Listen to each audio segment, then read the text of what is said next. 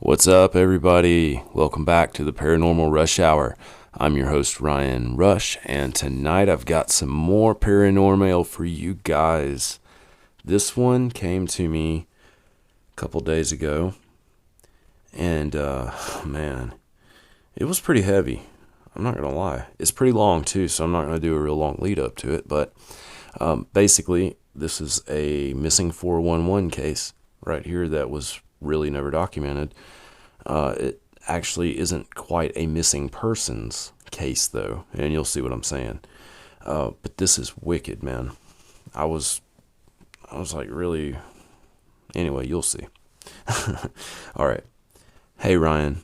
I cannot believe that I have never heard of the missing 411 before I saw one of your videos on it. I am new to your channel, and I love how you do the videos sharing our stories. And boy, do I have a story to share. This happened back in 1976. I grew up in Colorado, not far from the New Mexico border. We had beautiful woods all around, and we would play in them for hours on end. One day, my sister and I were in the woods playing with our cousin, who was a boy. We were all close in age and hung out together all the time. I was 13, my cousin was 12, and my sister was 11. We were all just walking around in the woods when we heard a voice that sounded like my aunt, my cousin's mom, calling my sister's name.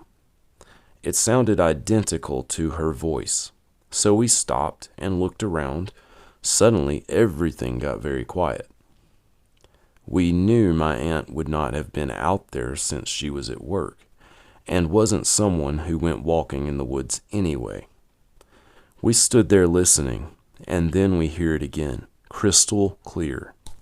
We turned to the direction that it was coming from, and tried listening once more. After a few minutes, we realized that my sister was no longer standing there with us.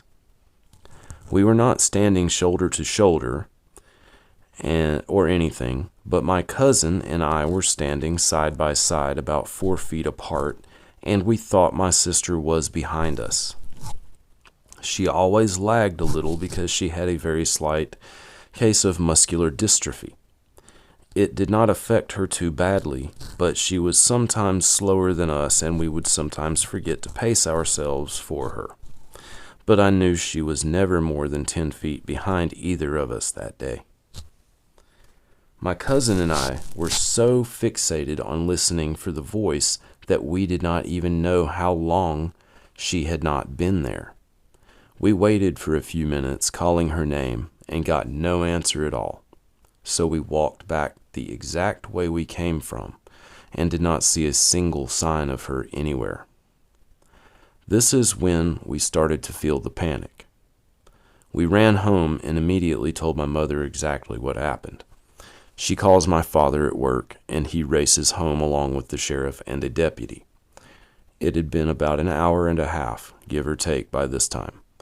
They called in some other deputies and game wardens, and they started plotting a search grid with a map while my father went out alone to start searching. My aunt got there right as my father left. My sister had not been gone that long, but in a small town like ours, that did not matter. If someone wasn't supposed to be gone, we didn't waste any time to start looking for them.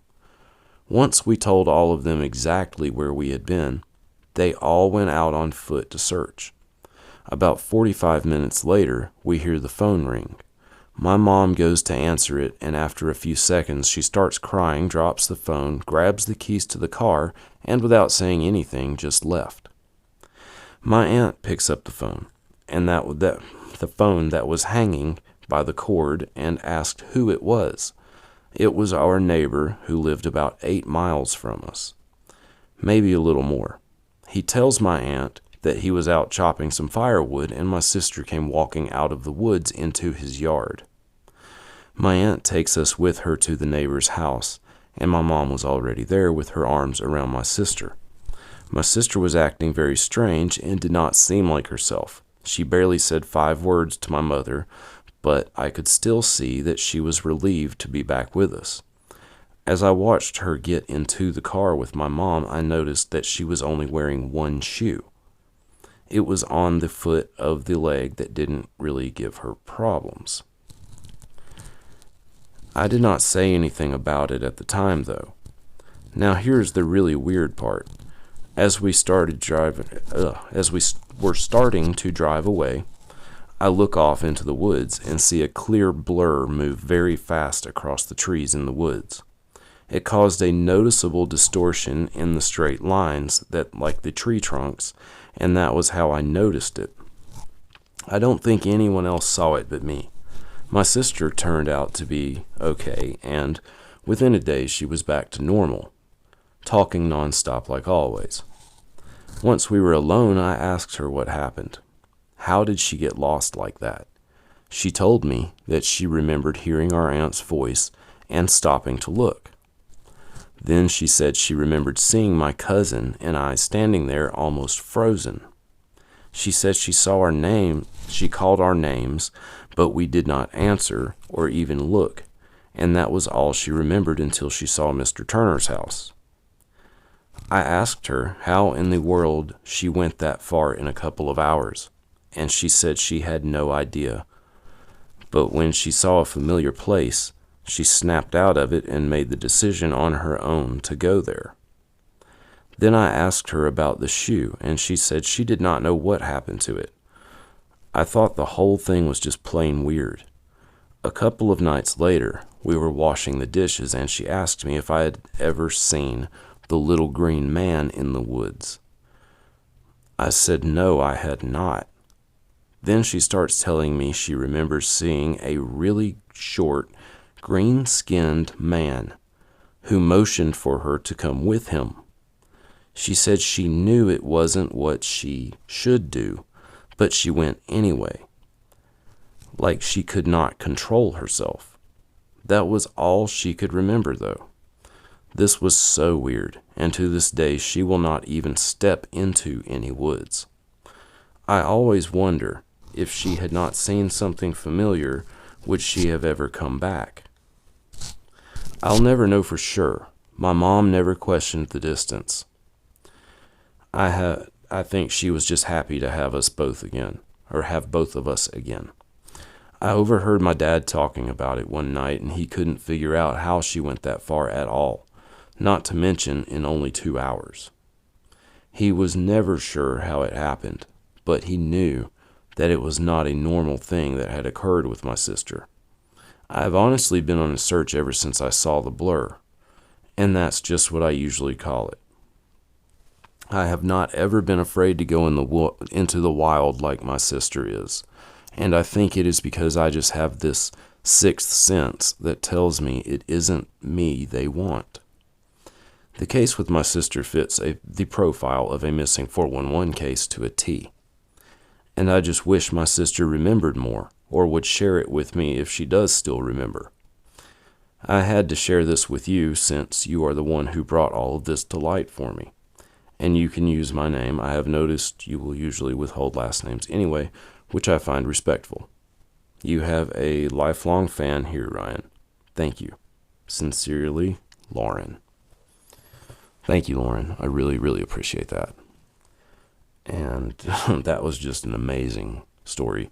I mean, like, for real. I don't know. There's not much I can say about that. You guys just let me know what you think. And this one really, like, I don't know, just to hear about a case like this that never went documented. You know, this is like one of those things. I mean, this is a missing 411 case right here. They just didn't really go missing. That's the thing.